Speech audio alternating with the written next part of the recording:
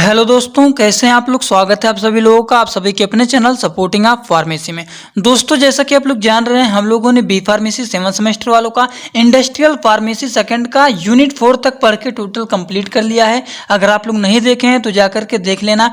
आज के लेक्चर में हम लोग स्टार्ट करने जा रहे हैं यूनिट 5, और यूनिट 5 आपका बहुत ही छोटा है, जो कि इसी ही लेक्चर में हम लोग क्या कर देंगे, कवर कर देंगे। इसमें हम लोग को पढ़ना है इंडियन रेगुलेटरी रिक्वायरमेंट के बारे में, जिसमें हमें 2 से 3 टॉपिक के बारे में डिस्कस करना है, जो कि आपके सिलेबस में दिया गया है। सबसे पहले हमें जानना है CDSCO के बारे में, जिसमें state licensing authority, organization responsibility, ये पढ़ना है। उसके बाद हमें COPP के बारे में पढ़ना है। COPP का मतलब क्या होता है दोस्तों? COPP का मतलब होता है सर्टिफिकेट ऑफ फार्मास्यूटिकल प्रोडक्ट। ठीक, इसके बारे में आसान तरीके से हम लोग इसी लेक्चर में डिस्कस करेंगे। और नेक्स्ट एंड लास्ट हमें जो पढ़ना है वो है regulatory requirement and approval procedure of new drug. जैसे कि हमने कोई नया ड्रग बनाया, अब उस नया ड्रग को किस तरीके से हमें अप्रूवल लेना है, उस अप्रूवल लेने के प्रोसेस को हम लोग न्यू ड्रग अप्रूवल कहते हैं, और उसे किस तरीके से लिया जाता है उसके बारे में भी हमें इस लेक्चर में डिस्कस करना है। और इसके बारे में हम लोगों ने यूनिट 3 में भी पढ़ा था। देखिए यहाँ पे दिया गया है regulatory requirement for drug approval, तो कुछ इसके बारे में हम लोगों ने यहाँ पर भी डिस्कस किया था, लेकिन आज हम लोग यहाँ पे इसके बारे में टोटली डिस्कस करेंगे। तो वीडियो स्टार्ट करने से पहले अगर आप लोग चैनल पे नए हो तो चैनल को जरूर सब्सक्राइब कर लें, बेल आइकन को नहीं दबाए हैं तो वो भी दबा लें। तो चलिए दोस्तों, स्टार्ट करते हैं बिना देर किए हुए। तो चलिए दोस्तों, सबसे पहले हम लोग स्टार्ट करने जा रहे हैं इंडियन रेगुलेटरी रिक्वायरमेंट के बारे में। इसमें हमें यही जानना है कि इंडिया में जैसे कोई भी मेडिसिनल प्रोडक्ट, कोई भी प्रोडक्ट बन रहा है तो उसे किस तरीके से नियंत्रण करना है, उसका क्या रिक्वायरमेंट होता है, क्या प्रोसेस होता है, वही सभी चीज़ों के बारे में हमें क्या करना है, डिस्कस करना है इंडियन रेगुलेटरी रिक्वायरमेंट के बारे में। तो सबसे पहला पॉइंट यहाँ पे क्या लिखा गया है कि इंडिया में MOHFW एंड CDSCO। MOHFW का मतलब क्या होता है? Ministry of health and family welfare and central drug standard control organization. ये क्या करते हैं? मेडिकल डिवाइसेस एंड फार्मास्यूटिकल को कंट्रोल और रेगुलेट करने के लिए रिस्पॉन्सिबल होते हैं। Main responsible male regulatory body इनके क्या होते हैं? रिस्पॉन्सिबल होते हैं। तो सबसे पहला पॉइंट आप लोग लिख सकते हैं, इंडिया में in India main regulatory bodies responsible for controlling, regulating pharmaceutical and medical devices. ठीक, मिनिस्ट्री कौन करते हैं? Ministry of health and family welfare and central drug standard control organization. CDSCO जो होते हैं कंट्रोल करते हैं इंपोर्ट ऑफ ड्रग के इंपोर्ट को, और फार्मास्यूटिकल डिवाइसेस को क्या करते हैं दोस्तों? ये कंट्रोल करते हैं और अप्रूव करते हैं नया मेडिसिनल प्रोडक्ट। जैसे कोई भी नया ड्रग बना, अब उसको अप्रूव किया जाता है, वो हमारा है नया मेडिसिनल प्रोडक्ट। सबसे पहले उसका क्लिनिकल ट्रायल किया जाएगा। क्लिनिकल ट्रायल करने से पहले इसका प्री क्लिनिकल ट्रायल होगा एनिमल में, उसके बाद हमारा क्लिनिकल ट्रायल होगा। ठीक, और ड्रग को क्या करेंगे? अप्रूव करेंगे। अप्रूव कौन करता है? CDSCO। अभी किस तरीके से अप्रूवमेंट इसका होता है वो हम लोग लास्ट में डिस्कस करेंगे। CDSCO जो होते हैं वो कंट्रोल करते हैं ड्रग कंसल्टिव कमेटी को। ड्रग कंसल्टिव कमेटी को शॉर्ट वर्ड में DCC बोला जाता है। ठीक, इसमें 1-2 पॉइंट और लिखा गया है, इसको लिखना चाहते हैं तो वीडियो को रोक करके आप लोग इसके बारे में डिस्कस कर सकते हैं। ठीक दोस्तों, ये इसका हो गया थोड़ा बहुत इंट्रोडक्शन। इनके बारे में और भी छोटे छोटे पॉइंट दिए गए हैं, इसको समझना चाहते हैं तो बस वीडियो को रोक करके समझ सकते हैं। ठीक, यहाँ पर हमें बात करना है central drug standard control organization. मतलब जो सेंट्रल केंद्र के ड्रग होते हैं, केंद्र सरकार के जो हमारे दवाएं होते हैं, उसको किस तरीके से कंट्रोल किया जाता है, उसका ऑर्गेनाइजेशन क्या होता है, उसके बारे में हमें यहाँ पर डिस्कस करना है। तो सबसे पहला पॉइंट क्या लिखा गया है? CDSCO is a national regulatory authority of India. क्या होता है? CDSCO जो होता है ये नेशनल रेगुलेटरी अथॉरिटी होता है। एक किसका, कहाँ का होता है? इंडिया का। That has 379 staff. जहाँ पर कितने स्टाफ होते हैं? 379 स्टाफ मेंबर होते हैं एंड वर्क करते हैं under the directorate general health and service of the ministry health and family welfare, इनके अंडर में क्या करते हैं, वर्क करते हैं। And the drug controller general of India DCG head होते हैं किसके, CDSCO के। ठीक, अभी आप लोग यहाँ पे कंफ्यूज हो रहे होंगे, लेकिन अभी आप लोग जब यहाँ पर इसका चार्ट देख लेंगे, ये सब जो यहाँ पे डिस्कस कर दिए गए हैं, ये सब जैसे कि यहाँ पे देखिए देयर आर 6 जोनल ऑफिस, यहाँ पर 6 जोनल ऑफिस होते हैं, 4 सब जोनल ऑफिस होते हैं, 13 पोर्ट ऑफिस होते हैं, 7 लेबोरेटरीज होते हैं under the control of CDSO, इसके कंट्रोल के अंदर ये सब चीजें होते हैं। अभी आप लोग इनके बारे में खुद भी बना करके लिख सकते हैं जब इनका मेन स्ट्रक्चर आप लोगों को पता चल जाएगा। अब मेन स्ट्रक्चर क्या है, ऑर्गेनाइजेशन स्ट्रक्चर ऑफ CDSO का स्ट्रक्चर मेन है। अब मेन चार्ट अगर आप लोग का तैयार हो गया दोस्तों, तो आप लोग इनके बारे में आसान तरीके से बना करके लिख सकते हैं। जैसे कि नेशनल गवर्नमेंट जो हमारे होते हैं, इनके अंडर में कौन कौन आते हैं, देखिए ministry of family and health welfare हो गए, मिनिस्ट्री ऑफ इन्वायरमेंट हो गए, मिनिस्ट्री ऑफ केमिकल पेट्रोकेमिकल, ये आ गए। उसके बाद इनके अंडर में यही आते हैं। इनके अंडर में देखिए ministry of family health welfare के अंडर में कौन आते हैं, सेंट्रल ड्रग स्टैंडर्ड ऑर्गेनाइजेशन, इसको शॉर्ट वर्ड में CDSCO बोलते हैं, ये आते हैं। इनके अंडर में ये सब आते हैं जो अभी बात की हैं। इतने जोनल ऑफिस होते हैं, देखिए 4 जोनल ऑफिस होते हैं, 2 सब जोनल ऑफिस होते हैं, 7 पोस्ट ऑफिस होते हैं, 6 लेबोरेटरीज होते हैं। वही सब चीज़ों के बारे में आप लोग को थ्योरी में डिस्कस कर देना है। बस ये आपको चार्ट किसी तरीके से बस तैयार कर देना है। अगर इसका स्क्रीनशॉट लेना चाहते हैं तो वीडियो को रोक करके दोस्तों आप इसका स्क्रीनशॉट ले सकते हैं। ये क्या है, ऑर्गेनाइजेशन स्ट्रक्चर ऑफ CDSCO। ठीक, ये बातें हो गई। उसके बाद हम लोग बात करने जा रहे हैं क्या होता है CDSO का फंक्शन। तो फंक्शन क्या होता है, थोड़ा सा जूम कर देते हैं जिससे आप लोग को क्लियरिटी यहाँ पे दिखे। देखिए फंक्शन क्या होता है, approval of new drug and clinical trial, नया ड्रग को अप्रूव किया जाता है और क्लिनिकल ट्रायल किया जाता है। अब क्लिनिकल ट्रायल का मतलब क्या होता है आप लोग समझ रहे हैं ना, जैसे हमने कोई भी नया ड्रग को डिस्कवरी किया, मैन्युफैक्चर किया, उसके बाद इसका क्या होता है, पहले प्री क्लिनिकल ट्रायल होता है। प्री क्लिनिकल ट्रायल हमारा एनिमल में होता है, उसके बाद ये क्या होता है, क्लिनिकल ट्रायल होता है। 3 से 4 फेजेज में हमारा क्या होता है, क्लिनिकल ट्रायल होता है। ये किसके अंदर होगा, ह्यूमन के अंदर होता है। उसके बाद हमारा ड्रग अप्रूव करने के लिए सभी प्रोसेस किया जाता है। ठीक, तो ये सबसे पहला फंक्शन हो गया। दूसरा हमारा है इंपोर्ट ऑफ रजिस्ट्रेशन लाइसेंसिंग, जैसे हमारा दवा इधर उधर शेयर करना है, जैसे इंपोर्ट एक्सपोर्ट करना है, दूसरे देश में भेजना है, अपने देश में लाना है, तो उसके लिए हमें रजिस्ट्रेशन किया जाता है, लाइसेंस बनवाया जाता है, ड्रग हमारा अप्रूव होता है। ठीक, लाइसेंसिंग अप्रूविंग आप blood bank, LVPS vaccines, iDNA product and सब मेडिकल डिवाइसेस, CLLA स्कीम। ठीक, ये सब के द्वारा हमारा सभी चीज क्या होता है, लाइसेंस को अप्रूवमेंट किया जाता है, जैसे सभी जगहों पर हमारा ड्रग क्या हो सके, जा सके, इंपोर्ट एंड एक्सपोर्ट हो सके।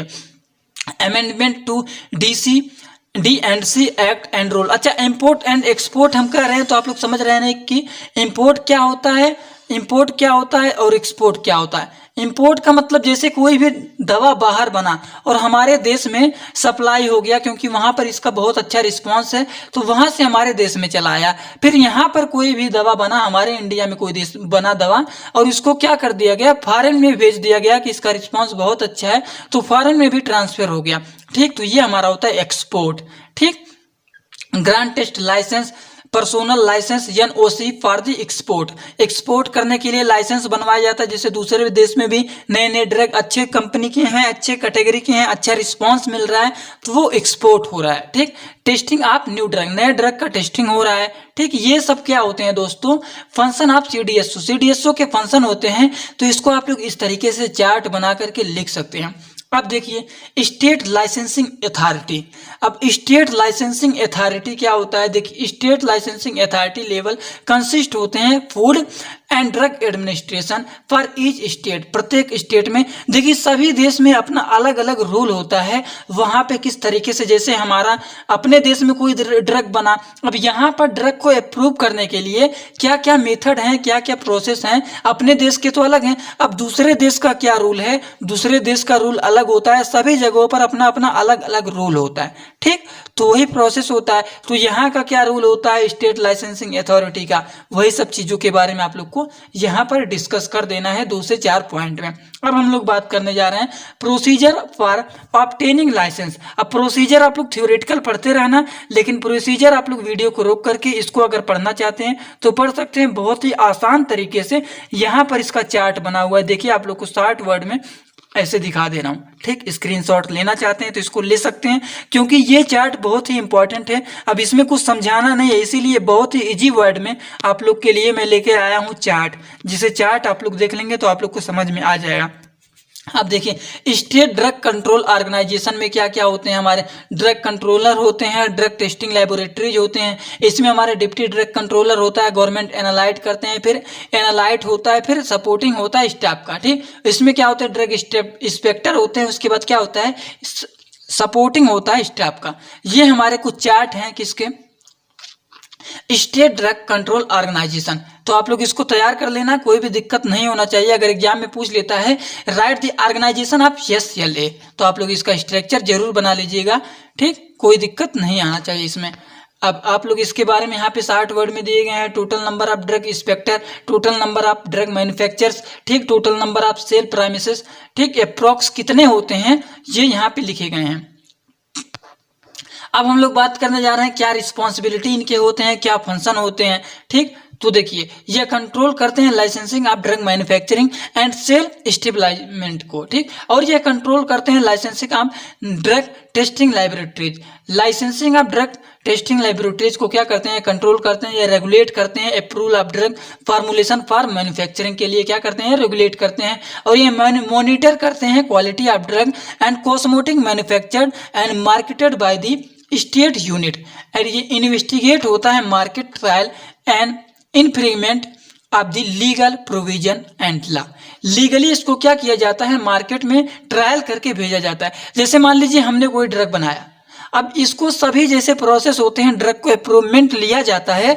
अब उसको उसी तरीके से अगर अप्रूवल ले करके मार्केट में हम इसको सप्लाई करते हैं तब तो ठीक है, नहीं तो हमने कोई ड्रग बनाया और इलीगली इसको हमने मार्केट में शेयर कर दिया और यहाँ पे चला गया मार्केट में। अब पेशेंट खा रहे हैं, पेशेंट का हालत खराब हो जा रहा है, बहुत ज़्यादा इफेक्ट हो रहा है और भी बहुत ज़्यादा प्रॉब्लम हो रहे हैं, तो ये क्या है, इलीगली चीज़ है और इससे आपको दिक्कत हो सकता है गवर्नमेंट के द्वारा।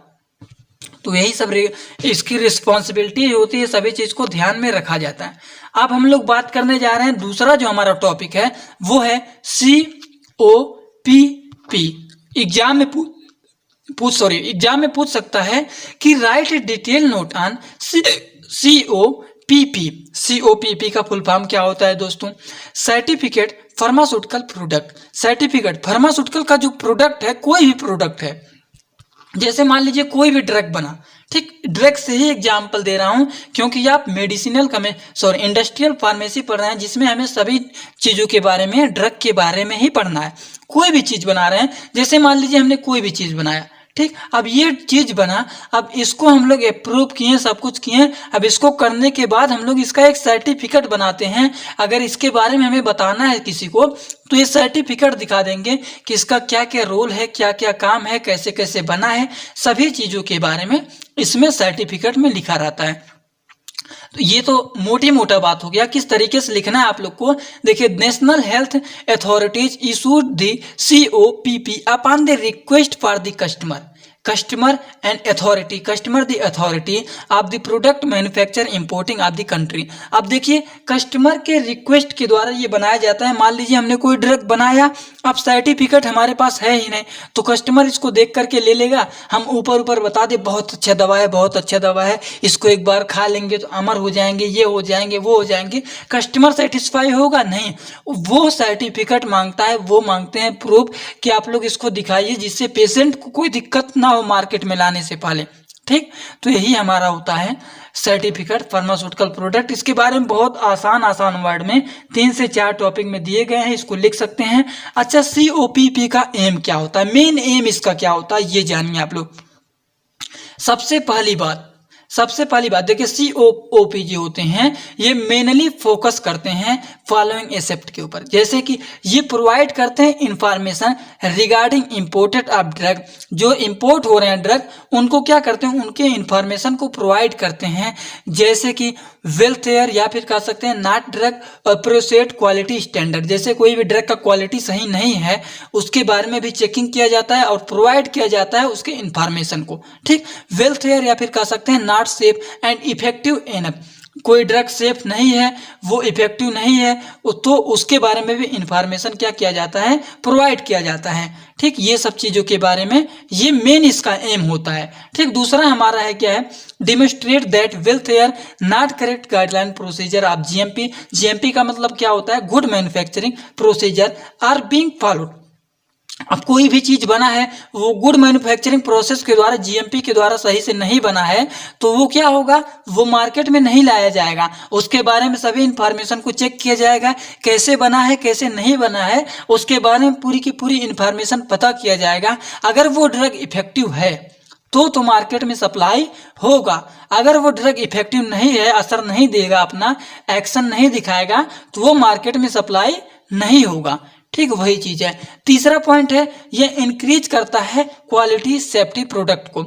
ये क्या करते हैं, ये इतने ध्यान देते हैं सभी चीजों को, जिससे क्या होता है, ये क्वालिटी ड्रग के क्वालिटी और सेफ्टी, ड्रग प्रोडक्ट के क्वालिटी और सेफ्टी को क्या करते हैं, इंक्रीज करते हैं। ठीक, ये इनका मेन एम होता है।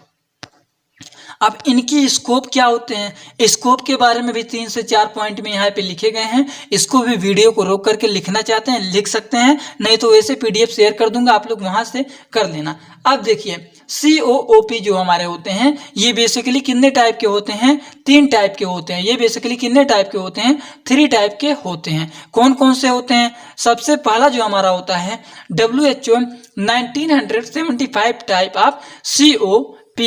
अब इसमें भी कुछ पॉइंट लिखे गए हैं, वीडियो को रोक करके लिखना चाहते हैं लिख सकते हैं।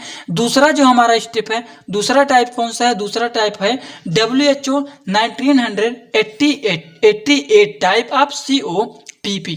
और तीसरा जो है वो है WHO 1992 टाइप ऑफ COPP। तो इसमें आप लोग को क्या ध्यान देना है, एक हमारा है 1975 और दूसरा हमारा है 1988 और तीसरा हमारा है 1992। बस इसमें आप लोग को आगे जोड़ देना है WHO, उसके बाद ये लिखेंगे टाइप ऑफ COOP, फिर दूसरे में ये लिखेंगे WHO ये, उसके बाद टाइप COPP, उसके बाद ये तीसरा लिखेंगे। ये आप लोग के याद करने का ट्रिक होता है, तो इसको आप लोग भूलिएगा मत, बस आप लोग ये तैयार कर लेना।